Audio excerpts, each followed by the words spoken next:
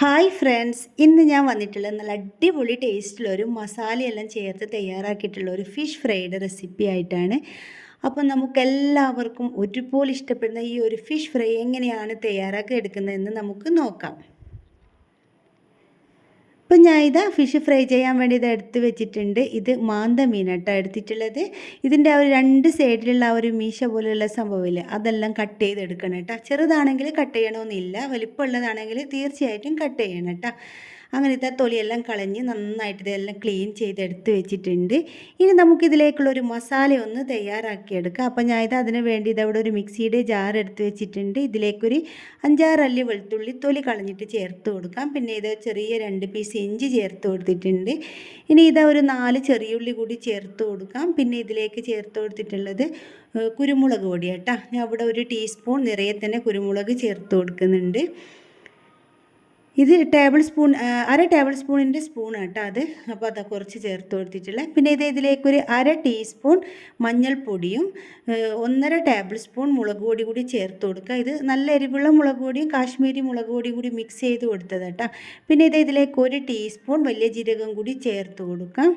ഇനി അടുത്തതായിട്ട് ഇതിലേക്ക് ചേർത്ത് കൊടുക്കുന്നത് പുളിയാണ്. പുളി ഞാൻ നേരത്തെ തന്നെ നല്ലതുപോലെ ഒന്ന് കുതിർത്ത് വെച്ചിട്ട് ആ ഒരു കട്ടിയുള്ള ആ ഒരു വെള്ളം കേട്ടോ ഒഴിച്ചു കൊടുക്കുന്നത്. ഒരു 3 ടീസ്പൂൺ ചേർത്ത് കൊടുക്കുന്നുണ്ട്. നിങ്ങൾക്ക് പുളി എത്രത്തോളം വേണമെന്ന് വെച്ചാൽ അതിനനുസരിച്ച് ചേർത്ത് കൊടുക്കുക കേട്ടോ. ഇനി നമുക്കിതിലേക്ക് ആവശ്യത്തിനുള്ള ഉപ്പ് കൂടി ചേർത്ത് കൊടുത്തിട്ട് ഇത് നല്ലതുപോലെ തന്നെ ഒന്ന് അരച്ചെടുത്തിട്ട് വരാം. നിങ്ങൾക്ക് അരഞ്ഞ് കിട്ടുന്നില്ല എന്നുണ്ടെങ്കിൽ ഒരു 2 ടേബിൾ സ്പൂൺ വെള്ളം ഒഴിച്ചിട്ട് അരച്ചെടുക്കുക കേട്ടോ. ഞാൻ ഇതിലേക്ക് 2 ടേബിൾ സ്പൂൺ വെള്ളം കൂടി ഒഴിച്ചിട്ടാണ് അരച്ചെടുത്തിട്ടുള്ളത്.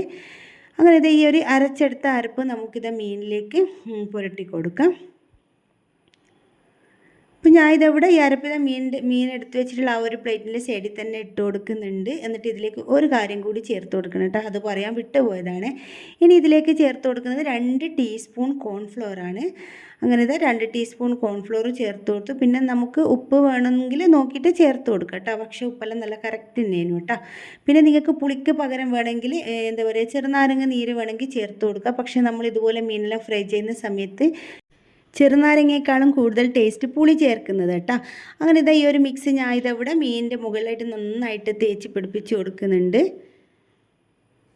അപ്പോൾ എൻ്റെ വീഡിയോ നിങ്ങൾ ഇതുവരെ സബ്സ്ക്രൈബ് ചെയ്യാതെയാണ് കണ്ടിട്ടുണ്ടെങ്കിൽ ഒന്ന് സബ്സ്ക്രൈബ് ചെയ്ത് സപ്പോർട്ട് ചെയ്യണേ. അതുപോലെ തന്നെ വീഡിയോ കണ്ടുകൊണ്ടിരിക്കുന്ന സമയത്ത് നിങ്ങൾക്ക് ഇഷ്ടമാവുകയെന്നുണ്ടെങ്കിൽ ഒന്ന് ലൈക്ക് ചെയ്യാനും മറക്കരുത് കേട്ടോ. ഇത് ഞാൻ പറയാൻ തുടങ്ങിയിട്ട് ഒരുപാട് 1.5 കൊല്ലത്തോളമായി. പക്ഷേ ഇതാരും എന്താ പറയുക കേൾക്കുന്നുണ്ടോ എന്ന് എനിക്ക് തോന്നുന്നില്ല. കാരണം ഒരുപാട് വ്യൂസ് ഒന്നും കിട്ടുന്നില്ല. ആദ്യം തന്നെയുള്ള ആ ഒരു വ്യൂസ് തന്നെയായിട്ടേ ഉള്ളൂ.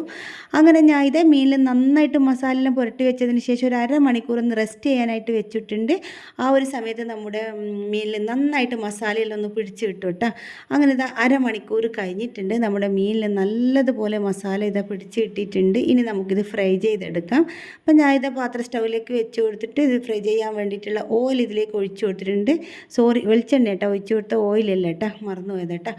അങ്ങനെ വെളിച്ചെണ്ണയിലേക്ക് നല്ല ചൂടായ വെളിച്ചെണ്ണയിലേക്ക് നമ്മുടെ മീൻ ഇട്ട് കൊടുക്കുക. എന്നിട്ട് മീഡിയം ഫ്ലെയിമിലിട്ടിട്ട് നമുക്കിത് ഫ്രൈ ചെയ്തെടുക്കാം. ഒരുപാട് വേവൊന്നുമില്ല, പെട്ടെന്ന് തന്നെ വെന്ത് കിട്ടും.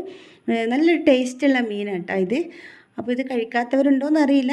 ഏതായാലും കഴിക്കുന്നവർക്ക് മീൻ കഴിക്കുന്നവർക്ക് നല്ല ഇഷ്ടമാവും. നല്ല അടിപൊളി ടേസ്റ്റുള്ള മീനാണ്. അങ്ങനെ ഒരു ഭാഗം ഫ്രൈ ആയി വന്നതിന് ശേഷം ഞാൻ ഇതിവിടെ തിരിച്ചിട്ട് കൊടുക്കുന്നുണ്ട്. അങ്ങനെ 2 ഭാഗം ഇവിടെ ഫ്രൈ ആയി വന്നിട്ടുണ്ട്. ഞാൻ ഇതിവിടെ ഒരു പ്ലേറ്റിലേക്ക് മാറ്റിയിട്ടുണ്ട്. അപ്പോൾ നമ്മൾ അടിപൊളി ടേസ്റ്റുള്ള ഒരു ഫിഷ് ഫ്രൈ ഇതിവിടെ തയ്യാറായി. അപ്പോൾ വീഡിയോ നിങ്ങൾക്ക് എല്ലാവർക്കും ഇഷ്ടമായിട്ടുണ്ടാവുമെന്ന് വിചാരിക്കുന്നു. ഇഷ്ടപ്പെട്ടിട്ടുണ്ടെങ്കിൽ എന്നും പറയുന്നത് പോലെ തന്നെ നിങ്ങളുടെ കുക്കിംഗ് ഇഷ്ടപ്പെടുന്ന എല്ലാ ഫ്രണ്ട്സിനും അതുപോലെ ഫാമിലിക്കും ഒക്കെ ഒന്ന് ഷെയർ ചെയ്ത് കൊടുത്ത് സപ്പോർട്ട് ചെയ്യണം കേട്ടോ.